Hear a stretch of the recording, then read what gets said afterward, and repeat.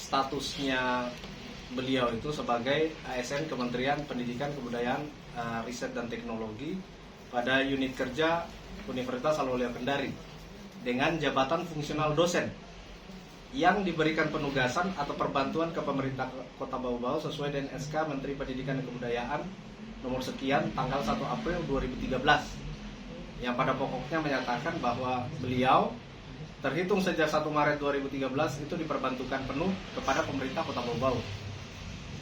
Nah, kemudian beliau diangkat dalam jabatan pimpinan tinggi Pratama Sekda tanggal 24 Januari 2018 melalui seleksi terbuka. Nah, itu penting itu seleksi terbukanya itu karena ada kaitannya dengan aturan nanti. Berdasarkan ketentuan yang diatur dalam Permen Pendayagunaan Aparatur Negara dan Reformasi Birokrasi nomor 13 tahun 2014 tentang tata cara pengisian jabatan pimpinan tinggi secara terbuka di lingkungan instansi pemerintah. Mengingat seleksi terbuka jabatan pimpinan tinggi Pratama Sekda yang diikuti oleh beliau itu dilakukan sebelum peraturan BKN nomor 5 tahun 2019 tentang tata cara pelaksanaan mutasi terbit, maka pada saat ketentuan ini ditetapkan, berlaku pengaturan pada bab 4 ketentuan peralihan pasal 13 ayat 1 hingga ayat 4 yang bunyinya, saya bacakan ya, pasal 13 ayat 1. Pada saat berlakunya peraturan badan ini, instansi pemerintah yang menerima mutasi PNS dari instansi pemerintah lainnya dengan status dipekerjakan atau diperbantukan harus melakukan koordinasi dengan instansi asal untuk menentukan status kepegawaian PNS yang bersangkutan. Nah, ini yang berlaku bagi beliau ini sebenarnya. Dalam hal instansi asal menyetujui melepas PNS yang bersangkutan ke instansi yang menerima perbantuan, instansi asal mengeluarkan surat persetujuan melepas PNS yang bersangkutan untuk menjadi PNS di instansi penerima dan mencabut keputusan dipekerjakan atau diperbantukan. Selanjutnya dilakukan prosedur mutasi. Kemudian yang ketiga, instansi penerima menetapkan keputusan pengangkatan jabatan PNS dimaksud berdasarkan keputusan mutasi yang ditetapkan oleh Kepala BKN, Menteri yang menyelenggarakan urusan pemerintahan dalam negeri, atau Gubernur sesuai dengan kewenangan masing-masing.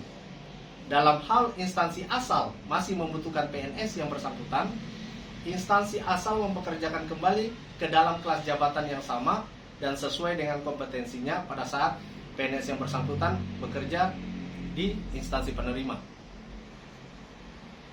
Berdasarkan ketentuan ini, beliau seharusnya berstatus sebagai tenaga perbantuan dari Kementerian Pendidikan dan Kebudayaan.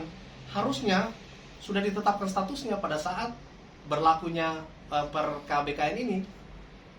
Apakah tetap di instansi tujuan, dalam hal ini pemerintah Kota Bau-Bau, atau kembali ke Unhalu? Gitu. Nah, karena beliau waktu itu sebagai sekda itu salah satu tugasnya itu memberikan usulan dan pertimbangan kepada wali kota terkait dengan status kepegawaian. Harusnya ini diingatkan ke wali kota bahwa saya ada aturan seperti ini, harusnya seperti ini, tapi kan tidak dilakukan. Padahal itu fungsinya beliau sebenarnya sebagai sekretaris daerah. Kalau kita berdasarkan Perwali 22 tahun 2017, tugasnya sekda itu antara lain pelaksanaan pelayanan dan pembinaan administrasi serta pembinaan aparatur pemerintah daerah. Nah, harusnya kan berdasarkan fungsi tersebut harusnya dia memberikan pertimbangan kepada wali kota bahwa status kepegawaian saya itu seperti ini. Jadi harusnya kita perbaiki dengan cara seperti ini, dengan adanya aturan ini. Harusnya kan begitu. Tetapi ini membuktikan bahwa tugasnya tidak dilaksanakan gitu. Nah, tanggal 18 April itu ada surat yang isinya itu terkait dengan permohonan perpanjangan tenaga perbantuan kepada Rektor Universitas Halu Oleo yang pokoknya berisi permohonan perpanjangan izin penugasan dan atau perbantuan hingga berakhirnya masa jabatan wali kota. Kenapa bisa muncul surat ini? Padahal ketentuannya tadi sudah disebutkan bahwa harus ditentukan statusnya. Harusnya kan tidak bisa lagi diperpanjang.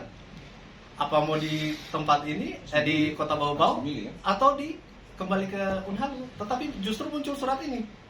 Nah, surat ini banyak kelemahannya dilihat dari pertimbangan hukumnya. Nah,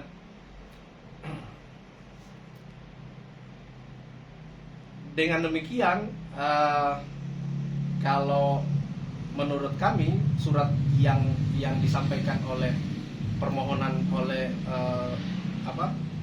wali kota sebelumnya ya, terhadap rektor Unhalu untuk memperpanjang itu ada beberapa kelemahan prinsipil yang timbul dengan adanya surat itu. Yang pertama itu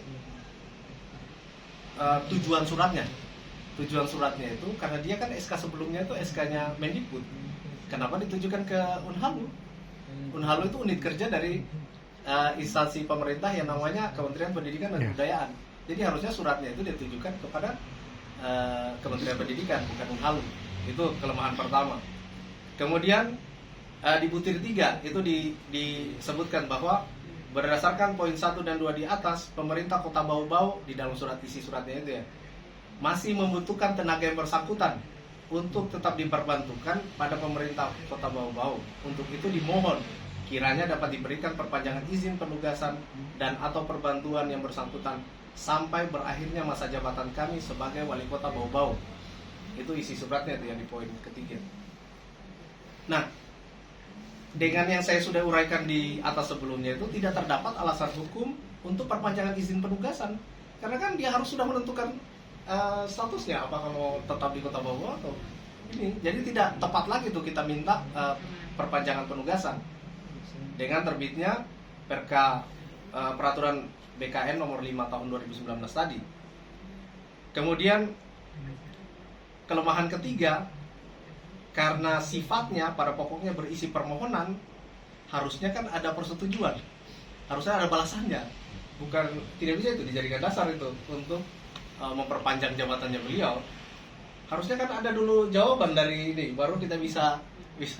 Nah, tapi sampai sekarang kita tidak punya itu jawabannya surat itu, baik dari Kementerian Pendidikan maupun Unhalu. Jadi itu yang bermasalah dengan status kepegawaian beliau.